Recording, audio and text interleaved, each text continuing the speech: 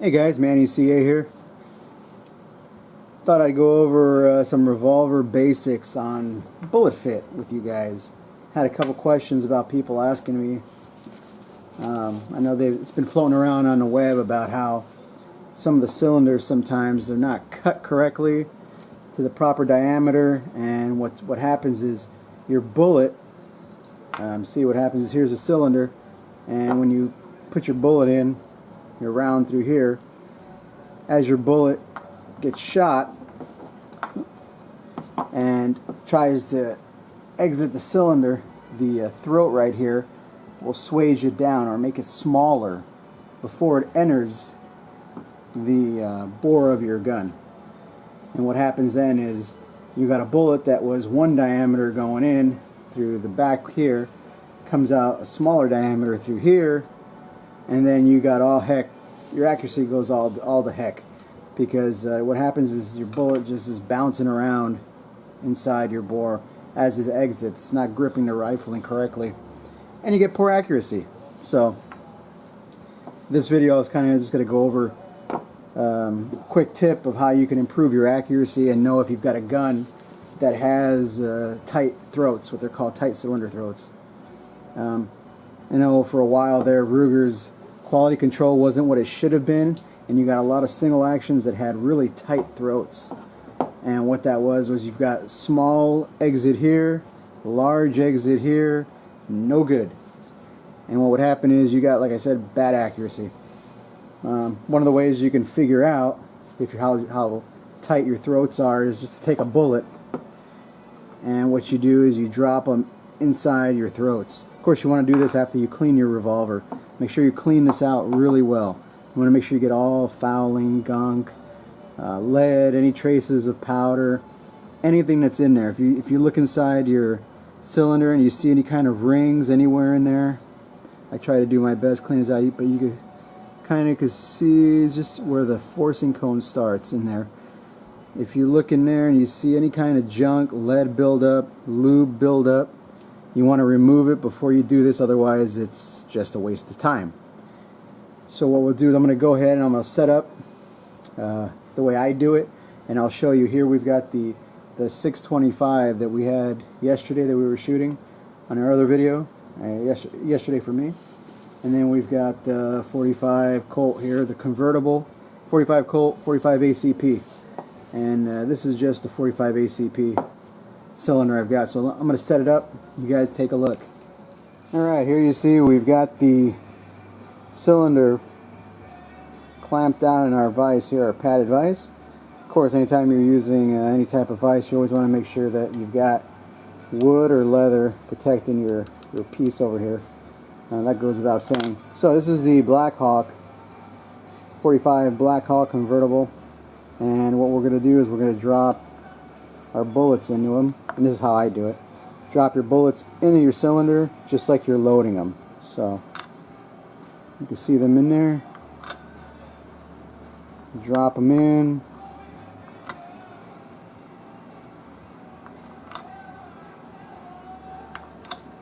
And if you look in there, you see them, they're all sitting there already. See? So now what you want to do is I use a brass punch, kind of just push them down. Alright, see, so I don't want them falling on the floor like that and ding up. Now you see how that just pushed right through with just finger pressure? Not a lot of pressure, they're going through. So right there, your bullet, and some of them are a little bit looser than others, and I think when it gets down to that, you're looking at just bullet variances. This one's getting hung up on the piece of leather I got hanging up down there. Those are just variances in bullets. As you see, they all exited. No pounding, no hammering, no nothing. We just did. So that'll show you, that's one way that you check and see how tight your cylinder throats are on your revolvers. And if that's any tighter than that, and if you find yourself having to pound your way through, then you know you've got a problem. Of course, with these are those moly coated bullets I was showing you.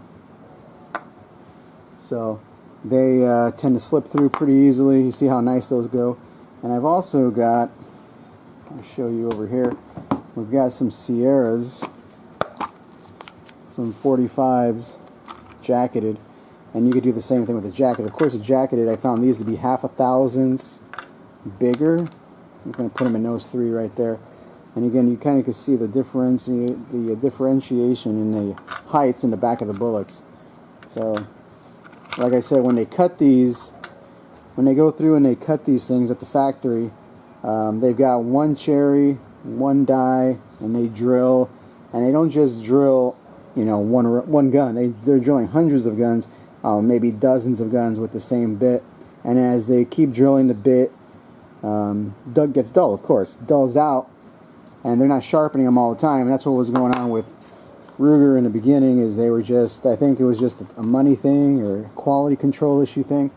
But now they seem to be really doing really well, as you can see with this new model Blackhawk here. This one is shot out of the box. This is the flat top model. You kind of can see it right there. It's shot out of the box beautifully. No problems at all with the faux ivory grips. So, same thing with the... See, they kind of just push right through. They'll push out through. These are I can feel just a little bit more resistance, but like I said, they're a little bit bigger in diameter. So, oh, we got one more. They exit through pretty good without having to hammer the hell out of them. If you find yourself not being able to do that, chances are your cylinder throats are too tight. One more quick tip I thought you guys might get some use from. Whenever you're removing your revolver screws, or basically revolvers, because a lot of semi-autos really don't need any screws, do yourself a favor and just tape your hollow end ground screwdriver. Get some tape on there so you don't nick up your screws. That'll keep your screws looking new for years. And you did remember to use a hollow ground screwdriver, right? And not the regular screwdrivers that you get at the supermarket, right? Because those, remember, those come to a point like this, whereas the hollow ground, they're more rounded, just like so. See that, the flat edge? So you got more grip. Just a quick tip in case you guys or any newbies out there. Tape them up. That way, when you're screwing them in, you don't have to worry about ugly looking screws. Alright, so let's say that you perform the test and your cylinder throats are tight. So now you know you got to do something about it. Easiest thing to do is there's a lot of places online that you can ship your cylinder to. They'll ream it out to your specifications, whatever size you want. Or you can do it yourself. That's what I did. From Brownells, I ordered a reamer. This is a 451 reamer. That's .451. I think it's .451 and a half. I gotta look. But what that'll do, or actually I'm sorry, it's 452. I believe this is 452, the reamer. And what that does is it puts all your throats, all your cylinder throats into spec. And what you do is, see, you've got a guide right here, the collet.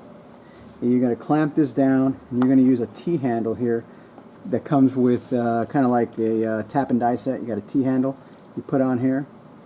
Let me see if this remembers what this says on here. This tells me what it is. No, this doesn't say the size, but I remember this was a 452. So then what you do is you clamp it down, you insert it into your cylinder just like that. A lot of cutting oil. You put a lot of cutting oil in here. And then you just turn and push slowly. Do not try to do this with a drill press or with a hand drill, because you'll end up messing it up. Ask how I know. As you work on these, you'll get shavings building up right in here. Do a quick pass, go all the way through. I'm not doing this one because I don't have any that need to be done at the time. They're all pretty much reamed out. Come out when you start doing it. You want to come out when you're coming out the other side. Make sure you use a lot of oil. Get rid of all the shavings before you decide to pull it back through. That way you don't scratch anything up. And after that, just use some of your favorite metal polisher, like a Flitz or something like that. That's not going to remove any more material and buff them out. That right there is probably the easiest way to go through and do it.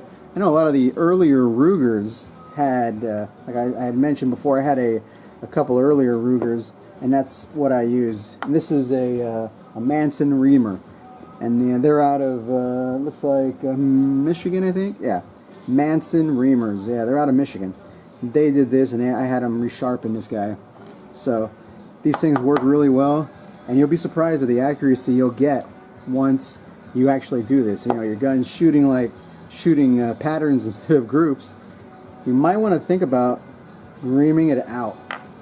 Of course, the next step, what you want to do is you can slug your bore here, just like we do with the rifles. Take one of your bullets, clamp down your pistol, and kind of just drive it through the end. And then what you want to do is you want to drop that slug through here. And if they drop through and they drop all the way through, you're fine. You have nothing else to do. But I think this is easier because slugging is just a hassle. You got to clamp it and you got to hammer on the gun. This right here, pull it off, set it up, see if it goes through. So hopefully that'll help you guys out. It's just a quick tip.